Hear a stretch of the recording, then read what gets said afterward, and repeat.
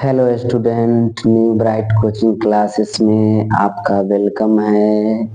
चलिए हम आपके लिए लेकर के आए हैं एक बहुत सा जबरदस्त ऑब्जेक्टिव का क्वेश्चन उस स्टूडेंट के लिए जो इस बार 2025 में मैट्रिक का बोर्ड एग्जाम देने वाले हैं। बहुत सारे कमेंट्स हमें आ रहे थे कि सर आप कॉन्सेप्ट बताते हैं, क्वेश्चन बताइए। क्वेश्चन बताइए ऑब्जेक्टिव जो मैट्रिक की परीक्षा में पूछे जाने वाले हैं, तो उनके लिए हम ऑब्जेक्टिव क्वेश्चन को लेकर के आए हैं और कॉन्सेप्ट को भी लेकर के आए हैं। जो कॉन्सेप्ट आपका होगा खोखले बेलन और छिन्नक के बारे में। इसलिए हमारे वीडियो में आप अंत तक बने रहिएगा ताकि कोई भी चीज आपसे मिस ना हो। और भी हम क्वेश्चन ऑब्जेक्टिव लेकर के आएंगे और हम बायो का भी क्लास बहुत जल्दी लेकर के आएंगे। फिजिक्स और केमिस्ट्री का भी क्लास बहुत जल्दी लेकर के आएंगे। तो चलिए हम आगे की ओर बढ़ते हैं। पहला सवाल देखते हैं कि ऑब्जेक्टिव में पहला सवाल क्या दिया गया है। ऑब्जेक्टिव में पहला सवाल है कि 64 सेंटीमीटर, यहाँ पे देखिए कि 64 सेंटीमीटर स्क्वायर क्षेत्रफल वाले वृत्त का व्यास क्या होगा। 64 सेंटीमीटर स्क्वायर वाले वृत्त का क्षेत्रफल दिया गया है, तो उसका व्यास पूछा जा रहा है कि उसका व्यास क्या होगा। आप एक बात हमेशा याद रखिए कि कोई भी क्वेश्चन जब आप मैट्रिक के बोर्ड एग्जाम देने जाए, तो आपका कोई भी क्वेश्चन जो सामने आए और समझ में यदि न आए, तो उसको 2 से 3 बार, यदि जरूरत 5 बार भी पढ़ने का पड़े तो उसे पढ़िए। क्योंकि जब आप पढ़िएगा और अपने क्लास में आप एक बार भी उस क्वेश्चन को पढ़े हुए होंगे, तो आपको 50% समझ में आ जाएगा। और मैट्रिक के अक्सर स्टूडेंट जो होते हैं उन्हें इस बात से हमेशा डर रहता है, क्योंकि उनका बोर्ड पहली बार एग्जाम होने वाला होता है। उन्हें हमेशा इस बात से डर रहता है कि हम परीक्षा कैसे दें, यदि देने जाएं तो कौन क्वेश्चन आएगा। तो उन विद्यार्थियों के लिए हम बता देना चाहते हैं कि आपको बिल्कुल डरने की जरूरत नहीं है। आप जो पढ़े हैं वही पूछा जाएगा। बस इतना माइंड मेकअप कर लीजिए कि आप जो पढ़े हैं वही क्वेश्चन पूछा जाएगा।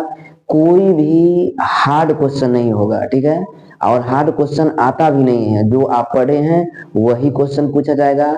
एकदम माइंड कूल करके परीक्षा में जाइए और क्वेश्चन को देखिए और इत्मीनान से देखिए और उसको बनाइए, और आपका रिजल्ट काफी बेहतर आएगा। तो चलिए हम क्वेश्चन पढ़ते हैं। पहला क्वेश्चन है कि एक 64 सेंटीमीटर स्क्वायर क्षेत्रफल वाले वृत्त का व्यास निकाले। वृत्त का क्षेत्रफल दिया गया है, वृत्त का क्षेत्रफल दिया गया है। यहाँ पे दिया गया है वृत्त का क्षेत्रफल। क्या दिया गया है? वृत्त का क्षेत्रफल।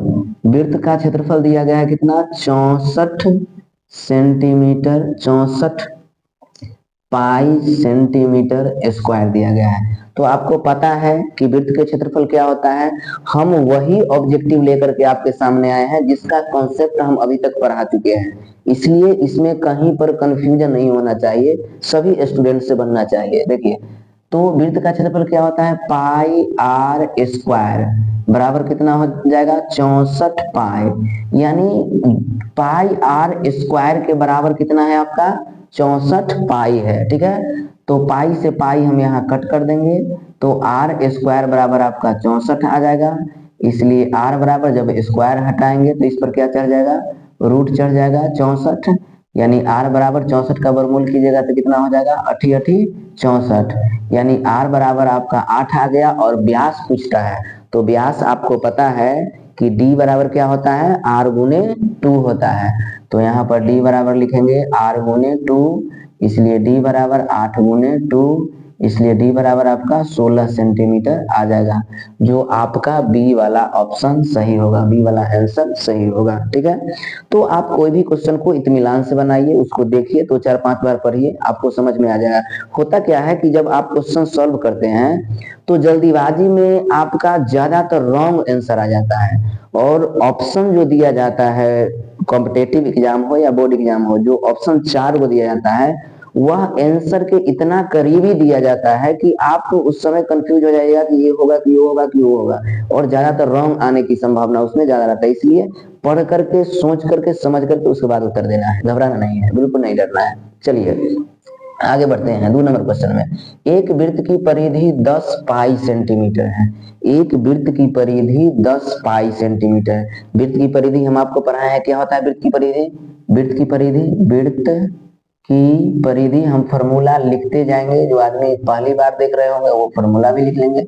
वृत्त की परिधि क्या होता है? 2 पाई आर। तो 2 पाई आर बराबर आपका है 10 पाई। क्या है? 10 पाई। 2 पाई आर बराबर क्या है? 10 पाई है। ठीक है, 2 पाई आर बराबर 10 पाई है। ठीक है, तो वृत्त का क्षेत्रफल निकालें। चलिए, तो मुझे आर पहले निकालना होगा। तो आर निकालने के लिए हम क्या करेंगे कि यहाँ पर लिख देंगे कि पाई से पाई हम यही कट कर देंगे, कोई दिक्कत नहीं है। ठीक है ना, इसलिए आर बराबर लिख देंगे 10 बटे कितना? 2। 2 पचे 10, इसलिए आर बराबर 5। आर इसलिए हम लिखे क्योंकि वृत्त के क्षेत्रफल निकालने के लिए मुझे त्रिज्या की जरूरत होती है और पहले मुझे त्रिज्या निकालना होगा। ठीक है, तो आर बराबर आपका आएगा कितना? 5 सेंटीमीटर। ठीक है, और वृत्त का क्षेत्रफल क्या होता है? ऊपर हम लिखे हैं पाई आर स्क्वायर। तो पाई आर स्क्वायर, देखिए आंसर जो आपका आया है इसमें ध्यान दीजिएगा कि पाई के रूप में ही सब जगह ऑप्शन दिया गया है। तो इसमें आपका पाई का मान 22/7 पुट नहीं करना है, बस पाई को छोड़ देना है। तो छोड़ दीजिए, पाई को छोड़ दीजिए ऐसे ही, और यहाँ पर लिख दीजिए आर कितना है आपका? 5। तो 5 गुने 5 आर स्क्वायर है, तो 25 पाई। 25 पाई सेंटीमीटर स्क्वायर हो जाएगा, क्षेत्रफल है इसलिए ऑप्शन भी देखिए 25 पाई सेंटीमीटर स्क्वायर है। इसका आपका आंसर सी हो जाएगा। अब चलिए आगे हम बात करते हैं कि अर्धगोले का संपूर्ण सतह का क्षेत्रफल ज्ञात करें।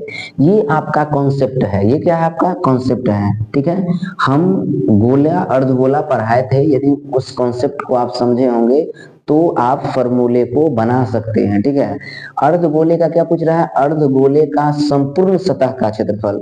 आपका गोला का संपूर्ण पृष्ठीय क्षेत्रफल होता है 4 पाई आर स्क्वायर। ठीक है, तो बहुत सारे क्या विद्यार्थी सोचते हैं कि गोला का पृष्ठीय क्षेत्रफल या गोला का संपूर्ण पृष्ठीय क्षेत्रफल 4 पाई आर स्क्वायर होता है, तो अर्धगोला का आधा यानी 2 पाई आर स्क्वायर होगा। ठीक है, लेकिन ऐसी बात नहीं है, आधा होगा लेकिन वो संपूर्ण नहीं होगा। ऐसे देखिए हम आपको बताते हैं, ये अर्धगोला है, ये अर्धगोला है। ठीक है, अर्धगोला है, इसको देखिए, ये अर्धगोला है आपका। ठीक है, गोला जो है, गोला में गोला ये गोल है, ये गोल है, इसको देखिए, इसमें वक्र नामक कोई चीज ही नहीं होता है, जो होता है बस संपूर्ण ही होता है एक बार ही। तो संपूर्ण पृष्ठीय क्षेत्रफल आपका होता है 4 पाई आर स्क्वायर। यदि अर्धगोला की बात किया जाए तो 2 से गुणा कर देंगे तो 2 पाई आर स्क्वायर हो जाएगा। ठीक है, लेकिन ये 2 पाई आर स्क्वायर जो होगा आपको ये होगा बाहरी वाला, ये वक्र पृष्ठीय क्षेत्रफल होगा। ठीक है, और संपूर्ण पृष्ठीय क्षेत्रफल जब बनाना होगा तो संपूर्ण का मतलब हम कल आपको समझाए थे कि देखिए ये अर्धगोला है, ये बाहर वाला हिस्सा वक्र होगा। संपूर्ण की जब बात किया जाए तो ये बॉटन भी, ढक्कन भी पैक होना चाहिए तब संपूर्ण होगा। ये ढक्कन आप देख रहे हैं, ये जब पैक होगा तो ही संपूर्ण होगा। और इसे पैक करने के लिए हम इसको ऐसे पैक करेंगे, तो इसका तो वक्र होता है 2 पाई आर स्क्वायर, और इसमें एक वृत्त तो और जुट गया ना, एक वृत्त और जुट गया, तो एक और पाई आर स्क्वायर देंगे तो आपका क्या आएगा? 3 पाई आर स्क्वायर। ठीक है, तो आप देखिए वहां पर लिखा हुआ है 3 pi are square, B number option. तो यहीं पे आपका मिस्टेक होता है, जब आप क्वेश्चन को अच्छी तरह से समझते नहीं हैं, क्वेश्चन को अच्छी तरह पढ़ेंगे नहीं और जल्दीबाजी में जब आप सॉल्व करना शुरू कर देंगे तो आपको यहीं पर दिक्कत आ जाएगा। इसलिए आप जब भी कोई क्वेश्चन को सब्जेक्टिव हो या ऑब्जेक्टिव हो, यदि समझ में नहीं आ रहा है तो उसको 3, 4, 5 बार यदि जरूरत पड़े तो उसको पढ़िए और समझिए। ठीक है, हार्ड कुछ भी नहीं होता है। चलिए आगे देखते हैं। आगे आपका कि 3 सेंटीमीटर त्रिज्या वाले गोले का आयतन क्या होगा? 3 सेंटीमीटर त्रिज्या वाले गोले का आयतन क्या होगा? गोले का आयतन क्या होता है? गोले का आयतन देखिए, तो गोले का आयतन होता है 4/3 पाई आर क्यूब। ठीक है, 4/3 पाई आर क्यूब, तो 4/3 पाई, पाई देखिए पाई के रूप में ही दिया गया है, पाई के रूप में दिया गया है तो हमको पाई के रूप में तो पाई दे देंगे। ठीक है, आर क्यूब, आर कितना है? 3, 3 गुने 3 गुने 3, पावर 3 है तो 3 बार लिखना होगा। ये 3 से ये 3 कट कर दीजिए, तो 4 3 तिहाई 9, तो 9 चौक कितना आ जाएगा? यहाँ पर पाई भी दे दीजिए, 4 9 36, 36 पाई आ जाएगा, 36 पाई सेंटीमीटर क्यूब आ जाएगा।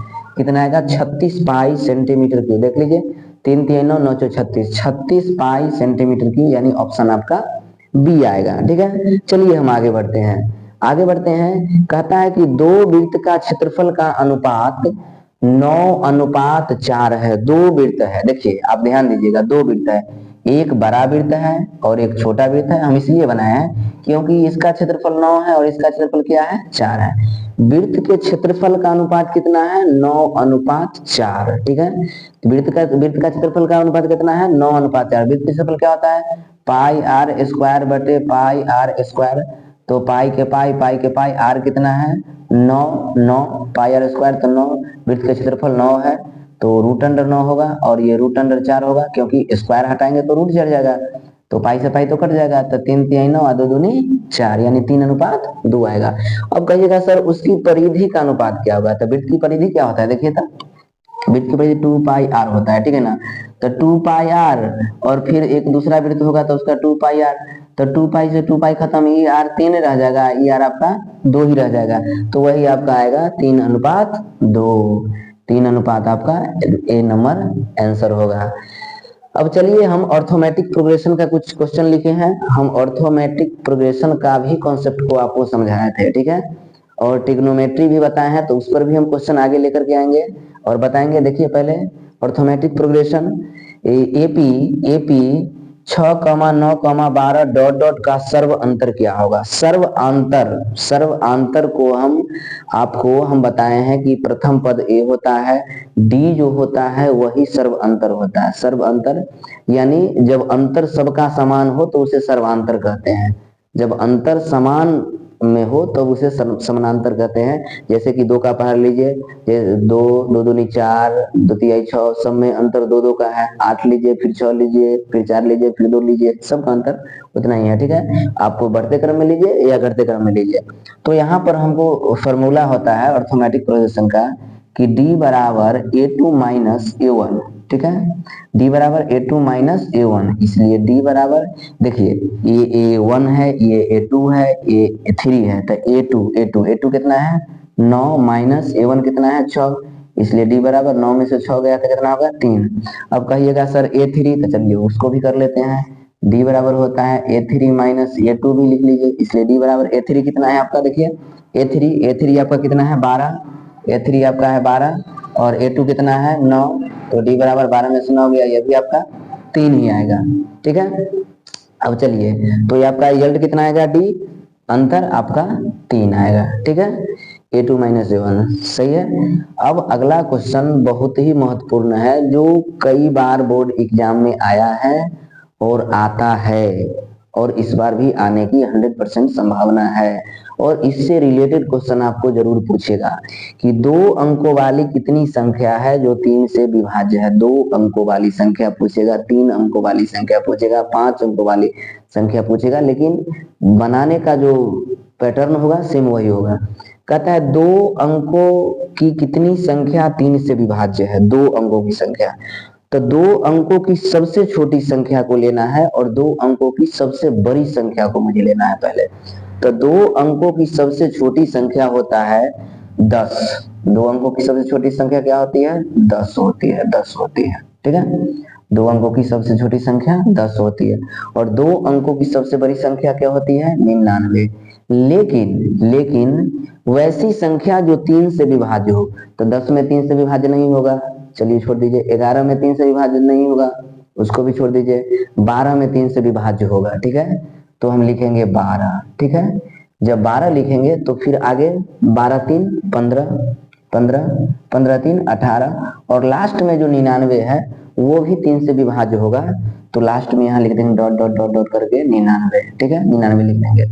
अब ये भी एपी है जिसमें एन का पद निकालना होता है। ये ऑर्थोमेटिक प्रोग्रेशन का क्वेश्चन है, तो हम यहाँ पर लिखेंगे कि ए एन बराबर A plus N minus 1 into D. फिर हम आ जाएंगे फॉर्मूला पर, ठीक है, और हम यहाँ पर ए एन कितना है, ए हम दे देंगे आपका 12 प्लस एन माइनस 1, एन मुझे पता करना है, इसलिए डी आपका कितना आ गया, 12 में से 5 15 गया 3 और लास्ट में लिख दीजिए आप 99, ठीक है। इधर आ जाइए, 12 प्लस सॉरी एन माइनस 1 को आप बाहर कर लीजिए और यहाँ पर लिख दीजिए 99 माइनस 12 बटे 3। इसलिए एन माइनस 1 बराबर 9 में से 2 गया 7 और 9 में से 1 गया 6, 67 बटे 3 काट दीजिए, कटेगा। 9 में से 2 गया 7, 9 में से 1 गया 9 में से 1 गया 8 हो जाएगा 87। काटिए था 2 तिहाई 6, 2 तिहाई 6 सॉरी 3 दूनी 6, 3 दूनी 6, 3 मा 27, 29 मरतबे कटेगा। तो n-1 बराबर 29, इसलिए n बराबर कितना आ जाएगा 30। n बराबर कितना आ जाएगा 30, तो आपका आंसर ये 30 हो जाएगा। ठीक है, अब अगला क्वेश्चन अंतर ही है। अगला क्वेश्चन अर्थमेटिक प्रोग्रेशन का है और इसमें भी आपको निकालना क्या है, अंतर ही निकालना है, डी ही निकालना है। लेकिन इसमें डी बटे में लिखा हुआ है। बहुत सारे विद्यार्थी होते हैं जो यदि बटा में उसका डायमीटर पूछा जाए, सॉरी बटा में यदि उसका डी पूछा जाए या बटे में उसका माइनस में या दशमलव में पूछा जाए तो ज्यादा कंफ्यूज, जिसका कैलकुलेशन कमजोर होता है उनको ज्यादा कंफ्यूजन होता है, तो वो अपना कैलकुलेशन को टाइट कर लें। ठीक है, चलिए हम बताते हैं आपको। समानांतर श्रेणी में 3/4, 5/4, 7/4, 9/4 का सर्वांतर क्या होगा। तो सर्वांतर वही होता है आपका फॉर्मूला, डी बराबर क्या होता है, डी बराबर A2 माइनस A1। और A2 क्या है आपका, A2 है 5/4 अब माइनस आपका A1 है 3/4। जब इसका हम एलसीएम ले लेंगे, इसका जब एलसीएम ले लेंगे तो 4 आ जाएगा।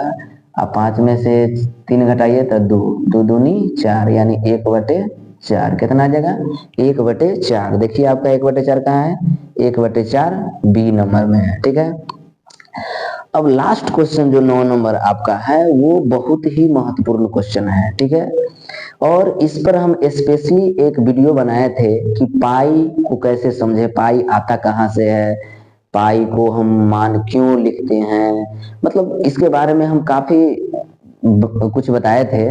तो वो वीडियो आप देख लीजिएगा यदि नहीं देखे होंगे तो। फिलहाल आप ये समझिए कि पाई एक पाई होता है और एक पाई का मान 22/7 होता है। पाई जो आपका है, याद रखिएगा, पाई जो आपका है वह एक अपरिमेय संख्या है। पाई क्या है आपका, पाई जो है आपका अपरिमेय संख्या है। पाई का मान 22/7 होता है, लेकिन पाई क्या है, अपरिमेय संख्या है। लेकिन ये 22/7 परिमेय संख्या है क्यों, चलिए जानते हैं क्यों। पाई का मान 22/7 है और यह परिमेय संख्या है क्यों। ये परिमेय संख्या इसलिए है, ये परिमेय संख्या इसलिए है क्योंकि 22/7 को हम P = Q इसके रूप में हम लिख सकते हैं। ठीक है ना, इसीलिए पाई 22/7 जो है वह परिमेय संख्या है और पाई जो है वह अपरिमेय संख्या। इसको आप याद कर लीजिएगा। ठीक है, कि पाई जो है वह अपरिमेय संख्या है और 22/7 जो है, पाई जो है वह अपरिमेय संख्या है और 22/7 जो है वह परिमेय संख्या है। ठीक है, तो और भी हम मैथ का ऑब्जेक्टिव क्वेश्चन जो बताएंगे और खोखला बेलन और छिन्नक जो जिससे कुछ सब्जेक्टिव क्वेश्चन जिसको हम कहते हैं लघु उत्तरीय प्रश्न जो आपको 5 नंबर का पूछा जाएगा, उस पर हम कॉन्सेप्ट को और प्रश्न को भी लेकर के कल आएंगे। ठीक है, हमारी वीडियो यदि आपको अच्छी लगी हो तो लाइक कीजिएगा, सब्सक्राइब कर दीजिएगा, ताकि हम आप तक वो हर क्वेश्चन जो मैट्रिक बोर्ड में एग्जाम में पूछे जाने वाले हैं या जो भी कॉम्पिटेटिव हैं या 9th के विद्यार्थी हो, 10th के विद्यार्थी हो या 8 के भी जो विद्यार्थी हैं, उनके लिए भी काफी कुछ सीखने को मिलेगा और हम हर मैथ के हर कॉन्सेप्ट को समझाएंगे। और हम जल्द ही आपके लिए लेकर के आ रहे हैं साइंस का भी कॉन्सेप्ट जो फिजिक्स, केमिस्ट्री, बायोलॉजी से जुड़ा होगा और उस कॉन्सेप्ट को भी हम समझाएंगे। धन्यवाद।